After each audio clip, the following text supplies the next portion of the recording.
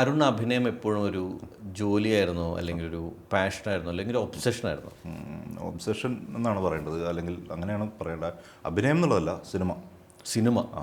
അതൊരു കാരണം എൻ്റെ കൂടെ ഉണ്ടായിരുന്ന ഒരു പലരും ക്യാമറയുടെ പിന്നിലുള്ള ആർട്ടിസ്റ്റുകൾ ആയിട്ട് ജോലി ചെയ്യാൻ ആഗ്രഹിച്ച ആളുകളാണ്. അല്ലെങ്കിൽ അവരിപ്പോഴും അതിൽ ചിലരൊക്കെ സിനിമയിലുണ്ട്.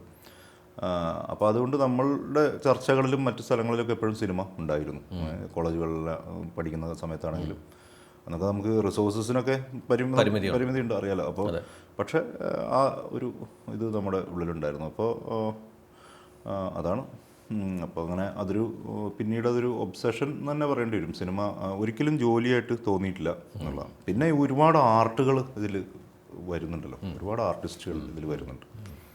അപ്പോൾ നമുക്ക് ഇവരോടൊക്കെ ഭയങ്കര നമുക്ക് മ്യൂസിക് പഠിക്കാൻ പറ്റിയിട്ടില്ല, അല്ലെങ്കിൽ നമ്മളത് ചെയ്തു നോക്കിയിട്ടില്ല ആ സമയത്ത്.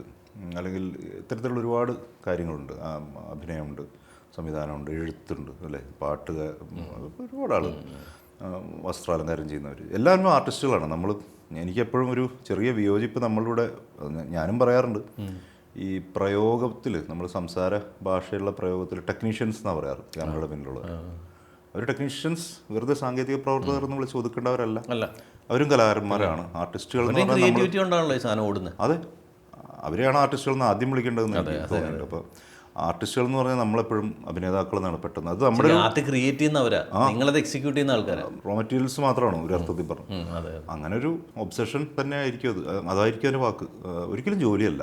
അപ്പോൾ ജോലി ചെയ്യാതെ ജീവിച്ചുകൊണ്ടിരിക്കുക. ജോലി ചെയ്യാണ്ട് ജോലി ആസ്വദിച്ച് ജീവിക്കാൻ അതൊരു ഭാഗ്യം തന്നെയാണ്.